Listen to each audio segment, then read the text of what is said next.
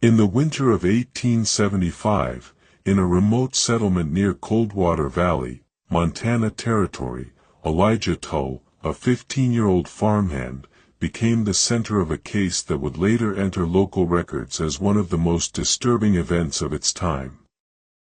The area lay some 60 miles north of Helena, at the edge of what was then known as the Wolf Creek Range. The valley itself was thinly populated, consisting mostly of small ranches and scattered mining families who depended on a single wagon road that curved through the frozen plains. Records from the county surveyor's office described the region as barren ground, subject to wind drift and sudden cold. Few visitors passed through in the winter months.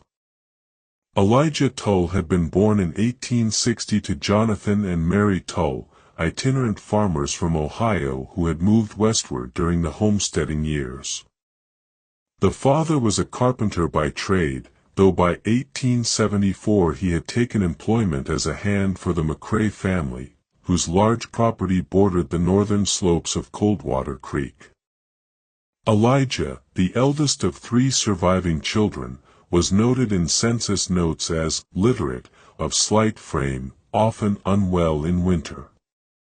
His school attendance ceased after the autumn of 1873, according to a ledger from the local mission school, which cited distance and health as causes. By 1875, he had become a working helper to his father, tending to the animals and assisting in the repair of outbuildings. Nothing in his known history suggested anything unusual. The first documentation of the case appeared not in legal or medical form but in a private journal kept by Reverend Silas Meeker, a Methodist circuit preacher who visited the Coldwater families on rotation.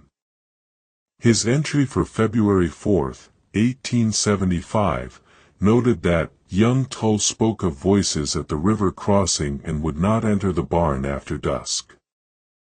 Meeker attributed this to fever or exhaustion and recorded that the boy appeared much altered in countenance, pale with a nervous air.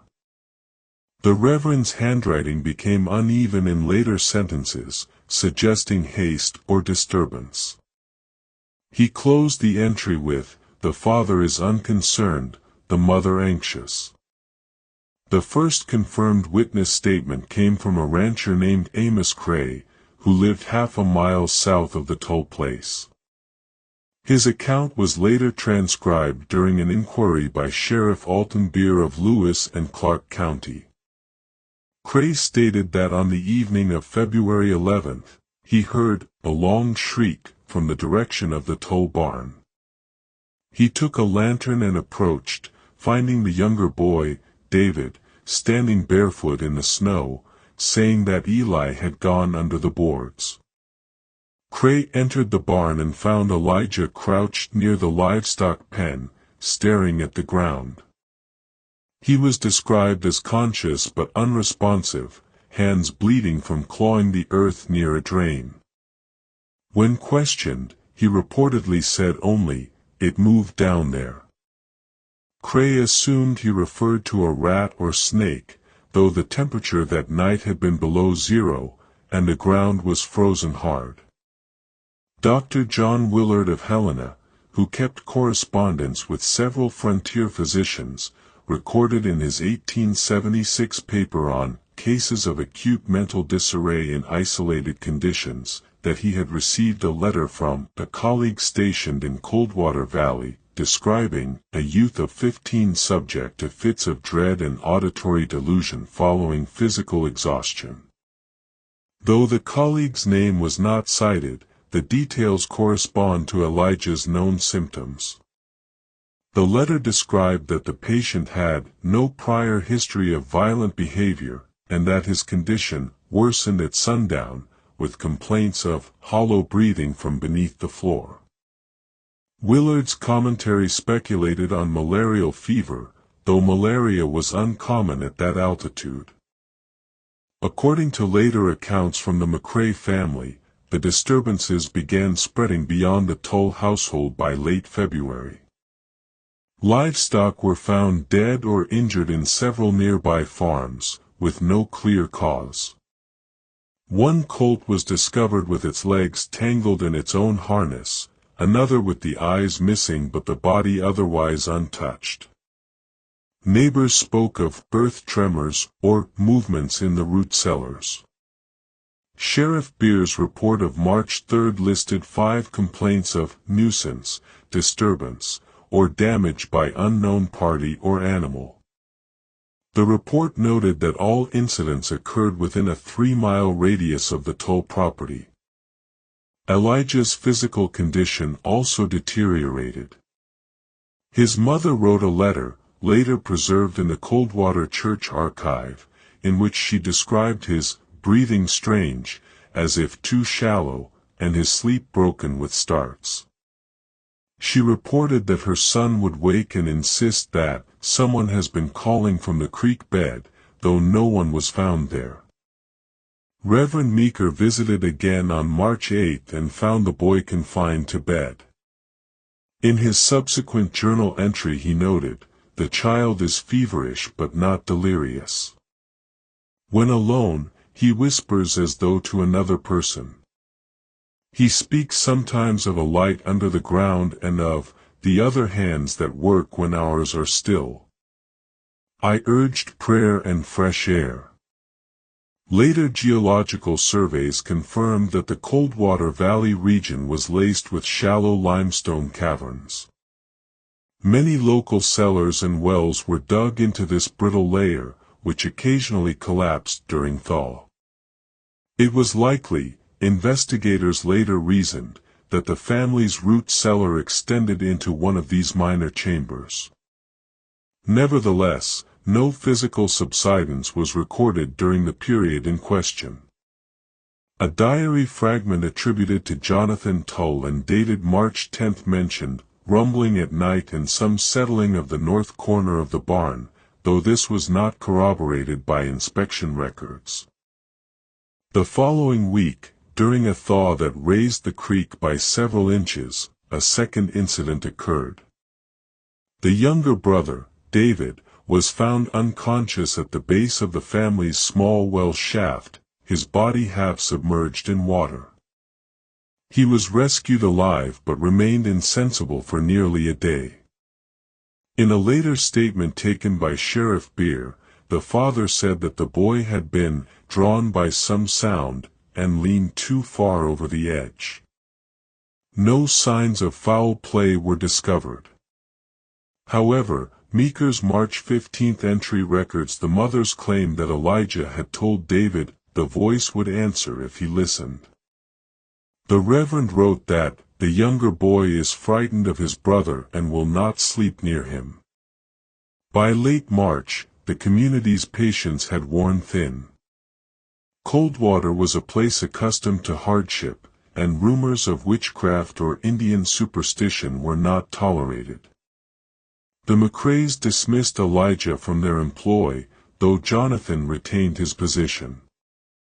Witnesses later stated that the boy's appearance had become wasted and strange, with his eyes ringed and too dark for his complexion.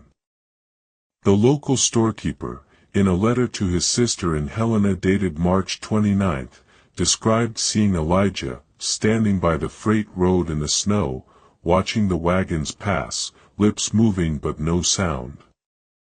He added, "The Tull lad has taken ill of some manner that should be tended in town." It was at this stage that the observer most associated with the case entered the record. Dr. Andrew Kellier, a physician then posted to the Helena Mission Hospital, was requested to make an examination by Reverend Meeker, who had grown concerned. Kellier's travel notes, preserved in the Helena Medical Society archives, begin on April 1, 1875. He described his arrival after a 2-day ride and noted the solitary and wind-struck nature of the ground. Upon visiting the Tull homestead, he found the boy confined indoors, seated near the hearth, alert but withdrawn. His medical description read, "Pupils equal and reactive, skin cool, pulse irregular. Complains of pressure in ears and sensation of movement beneath the chair. When questioned on its nature, he grows agitated and declines to speak further. The doctor administered a sedative compound and recommended isolation from stimuli or excitement. Kelliher remained in the area for 3 nights. During that time he made a series of short, factual entries that have since been cited repeatedly in discussions of the Coldwater phenomenon. On April 2 he wrote, "Subject was restless at night. Mother reports muttering and movement from cellar. Inspection revealed nothing. Air heavy, odor of damp stone." On April 3, patient rose unbidden at midnight, stood before the door as if listening. Stated, "They are calling from the wall." No fever detected. Voice of patient low, monotonous. The final entry, dated April 4, read simply, "Ground at northeast corner subsided 6 inches. Audible breathing at floor. Departed 9 a.m. for Helena. Will recommend removal of family." No record indicates that the family ever received further assistance. Sheriff Beer filed a note on April 12 stating that, "Tull family remains in residence, boy unfit for transport, situation unpleasant but contained." In early May, a severe storm passed through the valley, causing flooding in the lower pastures. The creek overflowed, submerging part of the wagon road. Neighbors reported that the Tull's livestock vanished during the night of May 9, possibly carried off by water. Jonathan Tull himself was found 2 days later at the McCrae property, incoherent and injured. His deposition was transcribed by Beer and survives in incomplete form. The relevant portion reads, "They said they would help if we opened the earth. Eli said it was hollow there. He went under first." The father was confined at the county infirmary for observation, where he died of pneumonia within a month. After this, the Tull homestead was declared abandoned. The mother and surviving children were taken in by the McCraes, though they stayed only briefly before relocating east. Elijah's body was never officially recovered. The official coroner's report listed him as missing, presumed drowned. However, rumors persisted that the cellar had been sealed by the sheriff after a search revealed unwholesome conditions. The exact nature of those conditions was never stated in writing. Later testimony by Amos Cray included the claim that the boards over the cellar would lift at night as if something pressed from below, but this was dismissed as local superstition. In June of that year, Reverend Meeker delivered a sermon in Helena referencing the temptations that rise from the earth. It is believed that he was alluding to the Coldwater incident. His private notes from that summer show a marked change in tone. Where his earlier entries were brisk and factual, these became brief and uneasy. One entry, dated July 2, reads, "Returned from Valley. No growth upon the site where Tulls once lived. Soil black, hard as rock. Stillness there beyond reason." Meeker continued his circuit work for 2 more years before retiring due to illness. His later writings made no further mention of the case. By autumn of 1875, Coldwater Valley had regained its normal quiet. The McCrae farm prospered, and the road was regraded after the floods. Yet, as several letters from the period suggest, travelers continued to report unease near the old Tull property. A prospector named Horace Vate wrote to his partner that his horse refused to cross the field where the barn had stood. He described a smell like open graves and soft ground though no rain. No official complaint was made, and the property was eventually sold in 1878 to a rancher named Dunn, who demolished the remaining structures and filled the cellar with stone. Dunn's account, written years later, stated, "I thought it right to lay it level. The ground made a hollow sound when struck." The case might have ended there had it not been for a peculiar set of notes discovered in 1881 among the effects of Dr. Kellier following his death. These notes, labeled Addendum, Coldwater, contained additional observations never published during his lifetime. One passage, apparently drafted for an article but left unfinished, read, "The phenomenon at Coldwater may relate to auditory conduction through subterranean channels of air. Yet there remains an aspect not accounted for by any known geologic structure. The breathing perceived by several witnesses occurred independent of barometric change and ceased abruptly after the removal of the household. It was as though the sound depended upon human presence for its expression." The paper concluded mid-sentence. Another page contained a hand-drawn plan of the Tull homestead, with measurements of the cellar, barn, and creek alignment.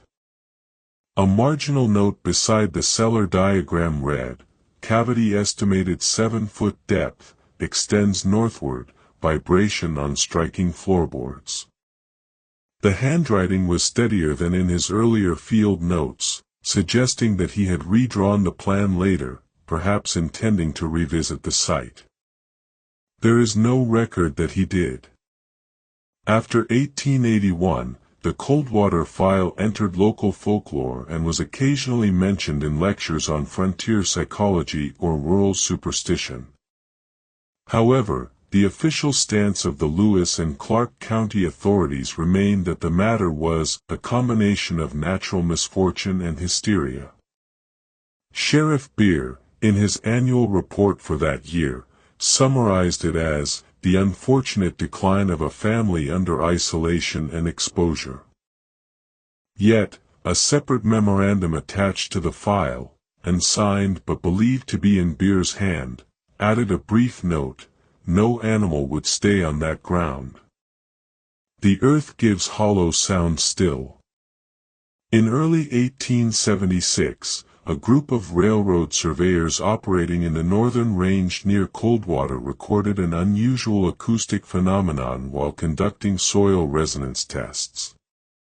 Their notes, later included in a U.S. Geological Office appendix, mentioned persistent subsonic vibration localized to a 6-acre tract east of Coldwater Creek. The report described a periodic respiration-like oscillation, audible through the ground rods. Although the survey team attributed this to air trapped in subterranean fissures, the location corresponded precisely to the former Tull property. This discovery revived local discussion of the previous year's events, and within months, several residents petitioned for a formal geological inspection. The request was denied on grounds of cost, though copies of the petition survive in county archives. Each contained signatures accompanied by annotations in the margins, phrases such as, "ground won't keep seed," "horses shy at fence," and "odd stillness before frost." During the following winter, one of the McCrae farmhands, a man named Jeb Denner, reportedly vanished while collecting timber near the same area. His disappearance was recorded by Sheriff Beer on December 12, 1876.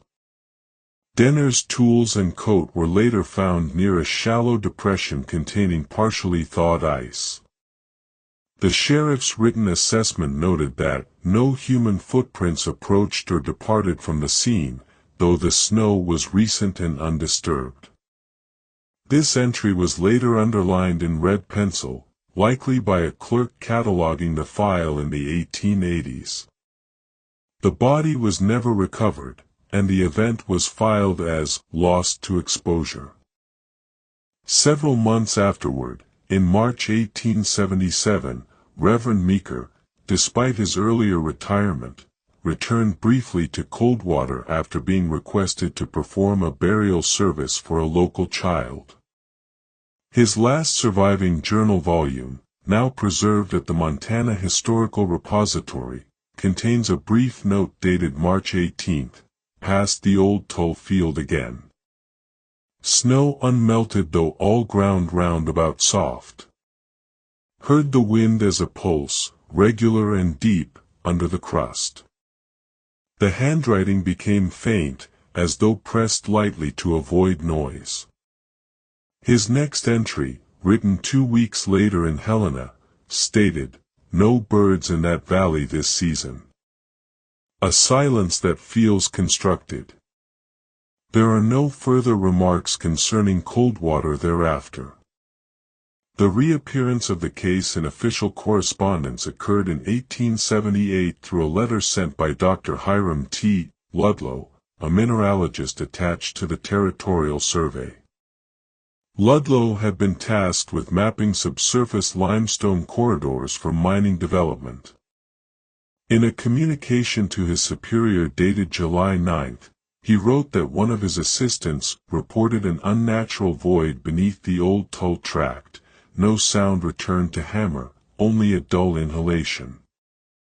Ludlow's curiosity led him to request local laborers to excavate a pit, but according to his follow-up note, the men refused to continue after striking a pocket of cold air smelling of iron and wet cloth. He described the sensation of pressure below, as if an empty chamber exhaled with the earth's rhythm. His remarks ended pragmatically, "Recommend abandonment of tract, ground unstable." The government took no further action, and the area was omitted from subsequent mining concessions. Around this same period, a new family, the Dunns, already mentioned in previous property documents, took ownership of the abandoned toll homestead. William Dunn, a widower with 2 grown sons, began reconstruction on the site in late 1878, building a new cabin several yards east of the original foundation. Surviving invoices from a Helena supply store indicate multiple purchases of lime, lumber, and nails consistent with ceiling or paving work. Dunn's correspondence with his cousin in Oregon, dated February 1879, offers a mundane but troubling picture. "The ground here has a hollow tone, though we laid 3 courses of stone and tamped it hard. My sons say the air comes cool through the boards at night. I have heard a pulse or sucking, but maybe whine through the joints." He mentioned livestock unease, particularly that mules would strain their reins facing the floorboards as though smelling something unfit. By April, Dunn's letters reflected increasing concern. He noted that the soil beneath the cabin began to subside slightly, forming hairline cracks along the hearth. He had sent for a local stonemason to inspect the foundation. The mason's receipt, dated April 26, stated, "Work stopped at 2-foot depth, struck moist pocket, impossible to fill without collapse." There are no further professional evaluations.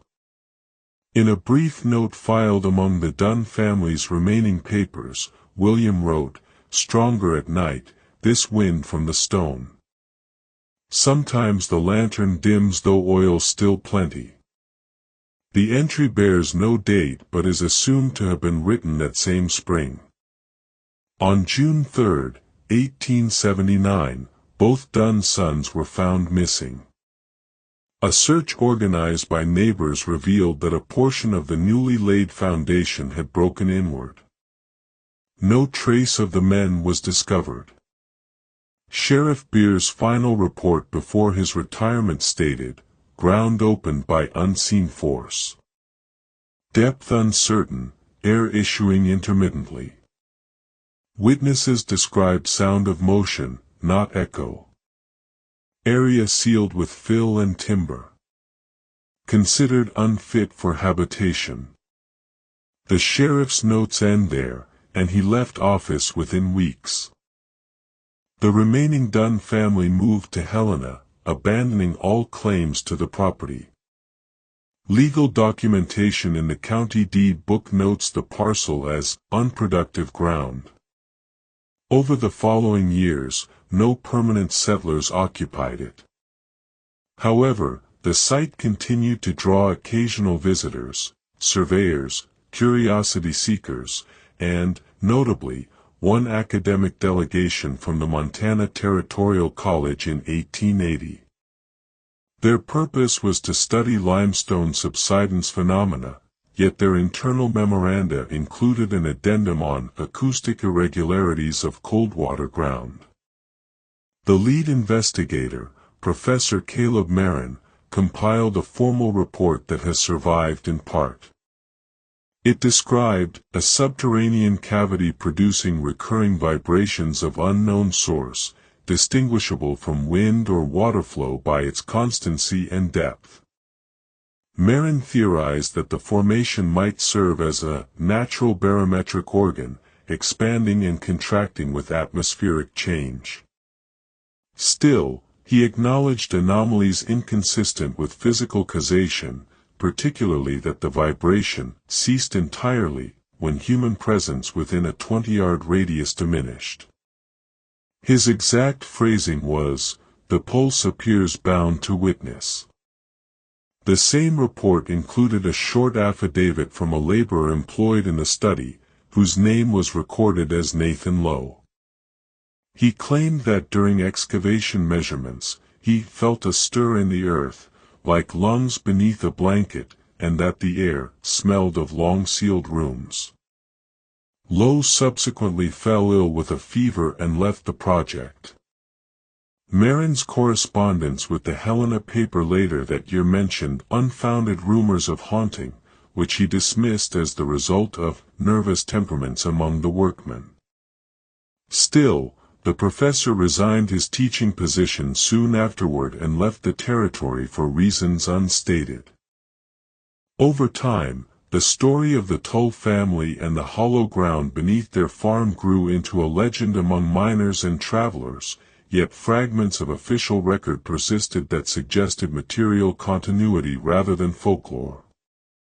A set of geological maps annotated by Ludlow in 1882 displayed faint contour lines tracing what appeared to be a shallow corridor running northward from the former Tull tract toward the creek bed. In a margin note, he wrote, "Likely air vent, smells of iron, faint noise recorded." He died later that year in a wagon accident near Butte, leaving no further clarification. Another contemporary source emerged from the medical field.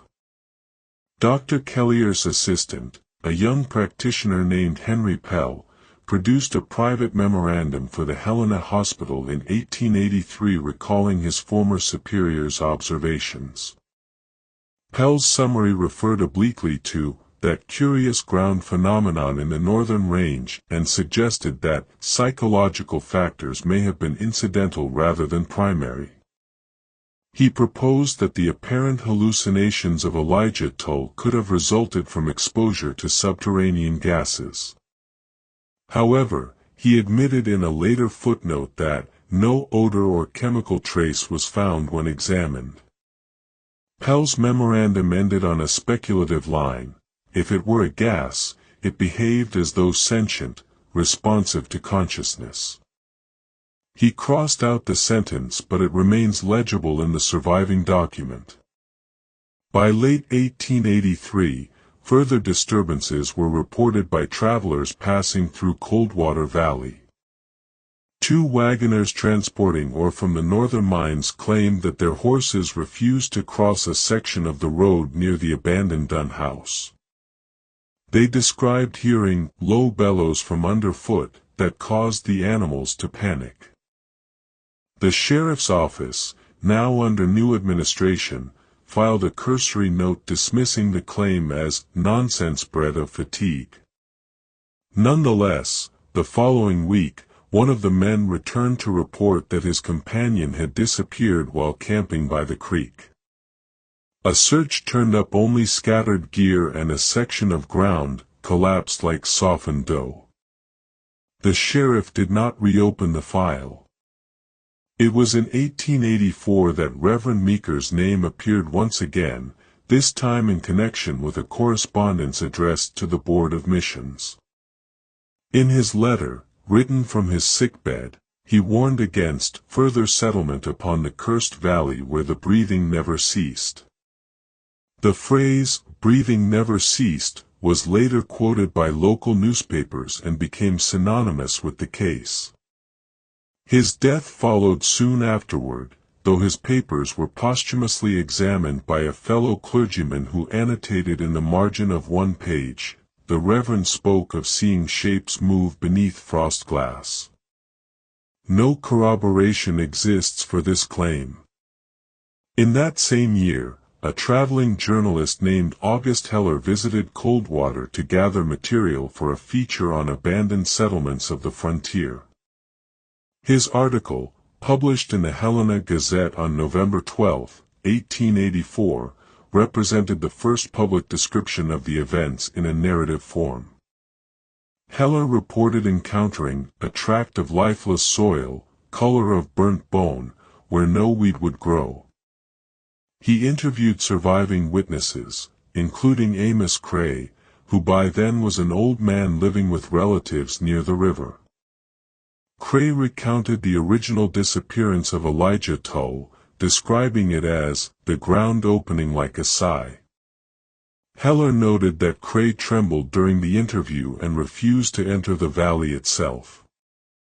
The article concluded with a skeptical tone, suggesting that imaginative frontier minds have made a spectacle of common decay.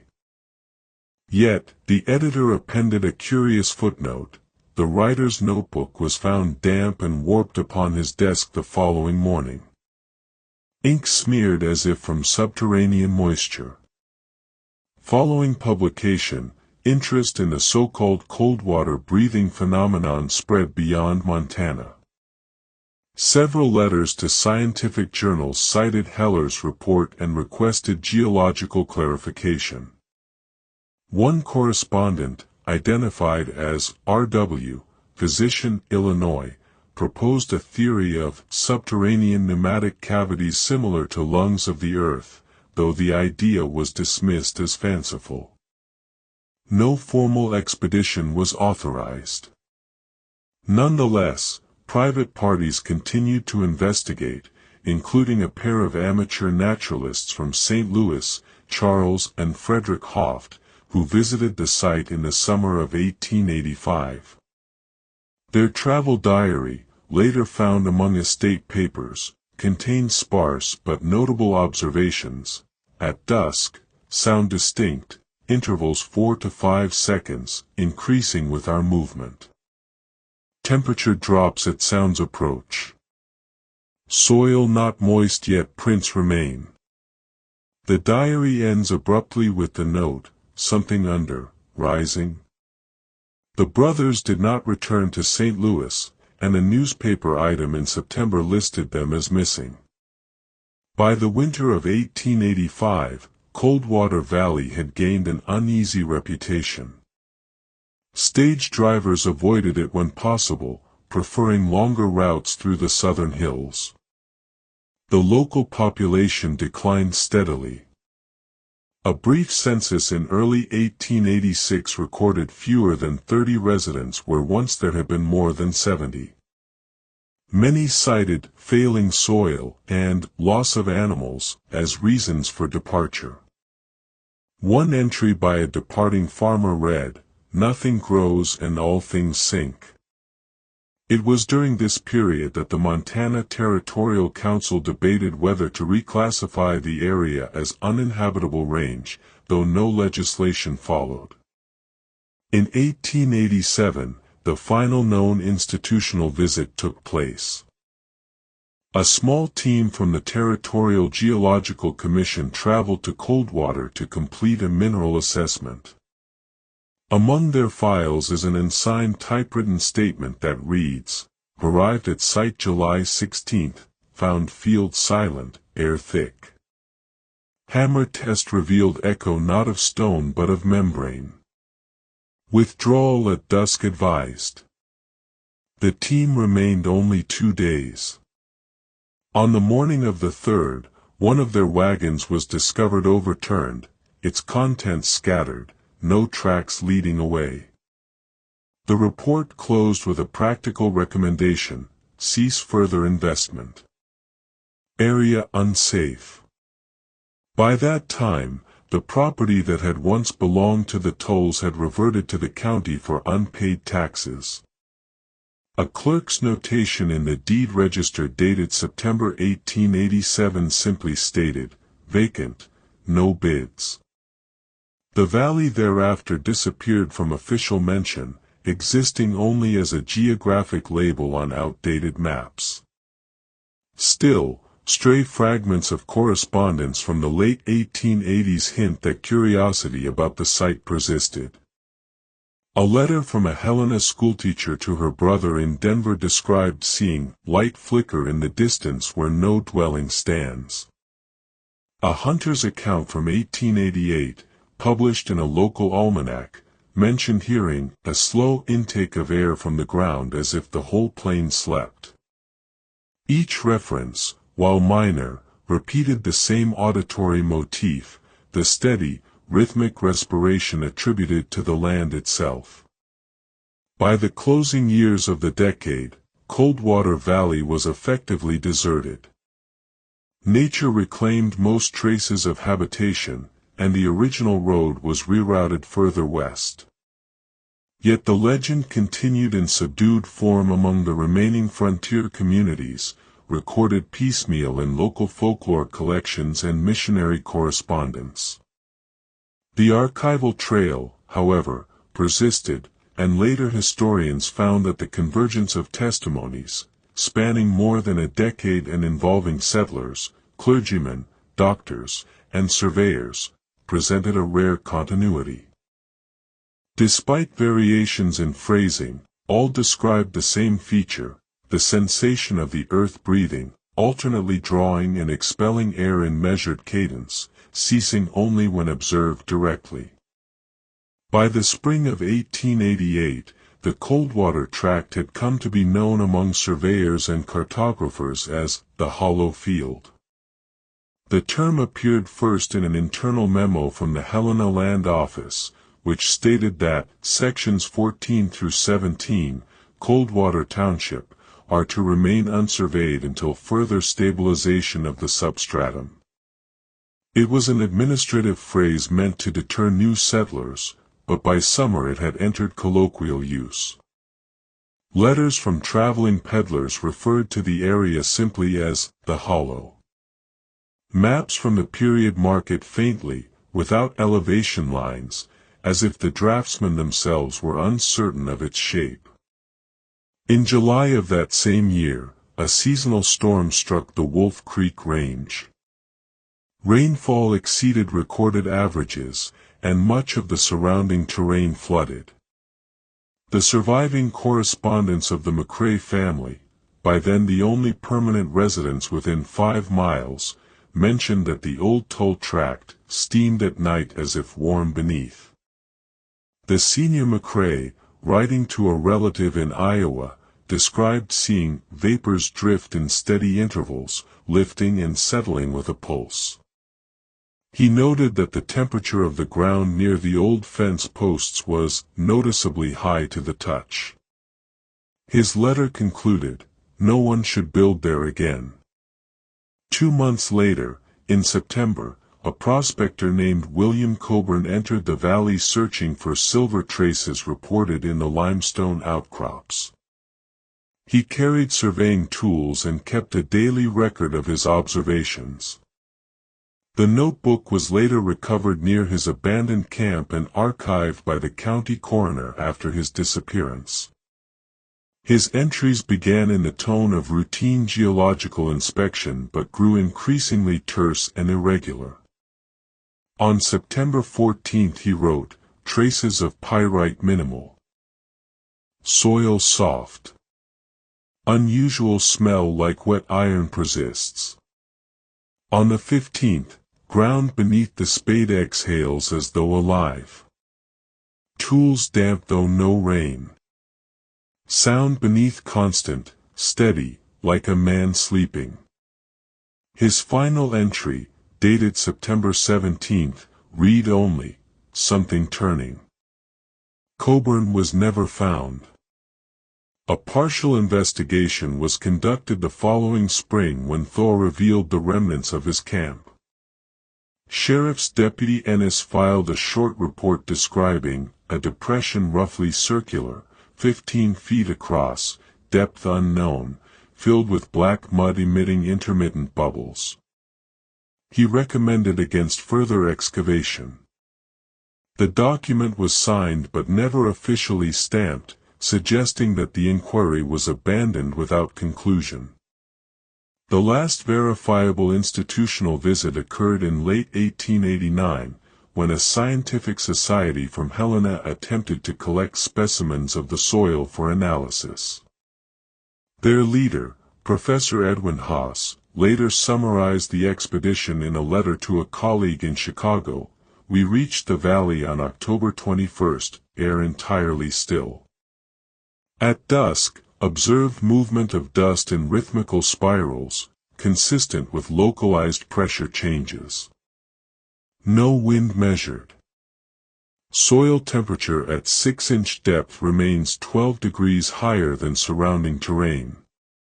At 9 p.m., audible low-frequency oscillation registered on barograph. Sound not traceable to mechanical source. Haas added that his assistant experienced severe vertigo and vomiting, perhaps due to subterranean gases.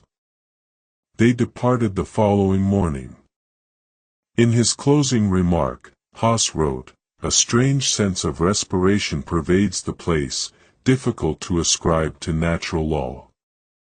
This statement, made in a private letter, was later quoted in an 1890 article on anomalous geological manifestations in the Western Territories, published in the Rocky Mountain Review. The editor omitted the reference to respiration, but included Haas's data, attributing the heat and vibration to a complex barometric inversion. It was the last printed reference to the Coldwater phenomenon during that century. After that publication, the record grew silent. The valley itself remained uninhabited, and by 1890 it was officially reclassified as unproductive rangeland. Government survey maps shaded it blank. The road that once crossed near the Tull homestead was rerouted, and within a few years only the faint remnants of the original fences and foundations could be seen. Those who passed through, herders, postal riders, or railway scouts, left only brief remarks. One rider's logbook from 1891 included a single line, "Still breathes." What is known of the place after that derives entirely from oral recollection and the scattered papers of those who had studied it.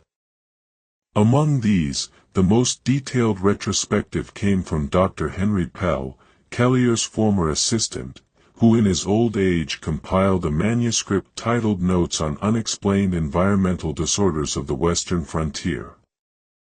The section concerning Coldwater, written in 1892 but never published, synthesized decades of fragments into a cautious hypothesis. Pell wrote, "The phenomenon cannot be separated from its human context." Each episode, the Tull boys' delirium, the Dunn brothers' disappearance, the later collapses, occurred only under human observation. Once the witnesses departed, the ground fell silent. The sight seemed to depend upon attention, as if the act of perceiving sustained its function.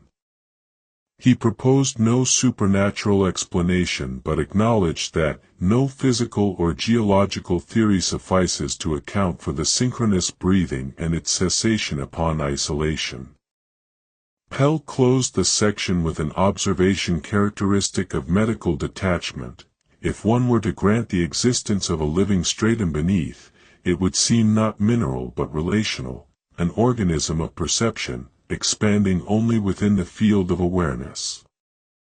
The manuscript ended without further comment.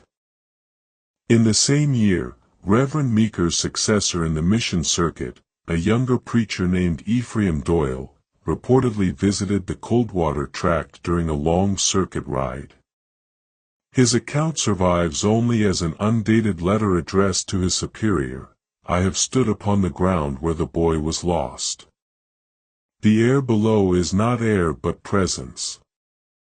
I felt it through my boots, arise and fall, slow as the breath of sleep. The grass bent though there was no breeze. The letter was never mailed but found among Doyle's effects after his death from pneumonia in 1893. From that point onward, no formal record continues. The land reverted fully to nature, and whatever trace of the original homesteads remained was reclaimed by snow and root.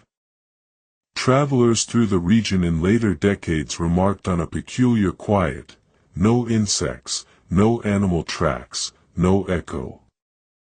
But all surviving documentation of the 1875 to 1889 period remained preserved in county and ecclesiastical archives, where it lay largely unread until modern historians began cataloging the papers of the territorial years.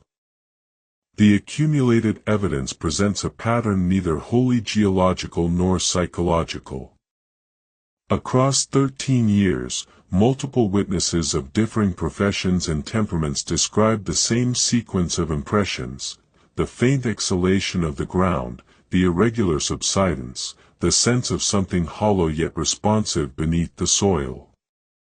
No proof of human deceit or mechanical cause was ever found. The Tull family's disappearance, the subsequent incidents among the Dunns and others, and the repeated mention of air and sound, all coincide geographically within a narrow radius near the creek's bend. Contemporary analysts reviewing these papers have noted the absence of contradiction among the testimonies, unusual for frontier folklore. Each observer, regardless of education or belief, resorted to the same vocabulary: breath, pulse, and hollowness. The repetition suggests not shared imagination but an empirical constant, something perceived alike by all who approached. Even the most skeptical reports, such as Marin's academic study, preserve the phrasing intact, as if the phenomenon itself imposed linguistic uniformity. The sequence of events ends abruptly, without resolution or recovery. No geological survey of the 20th century rediscovered the cavity described in those documents. Modern aerial imagery reveals a shallow depression near the historical coordinates, indistinguishable from natural erosion. Yet, in certain early photographs taken by the Territorial Survey, faint concentric patterns appear in the soil, as though shaped by pressure from below. The photographs, though faded, corroborate at least part of the early reports. Of Elijah Tull, nothing was ever proven, neither body nor grave. His existence is preserved only in census tables and the faded handwriting of his mother's letters. To later generations he became a figure of conjecture, a symbol of the frontier's isolation and the uncertain boundary between the natural and the inexplicable. The few surviving personal documents, such as Reverend Meeker's journals and Dr. Kellier's field notes, form the sum of what can be known. The final surviving artifact associated with the case is a small tin fragment found in 1890 near the old Coldwater Creek bend.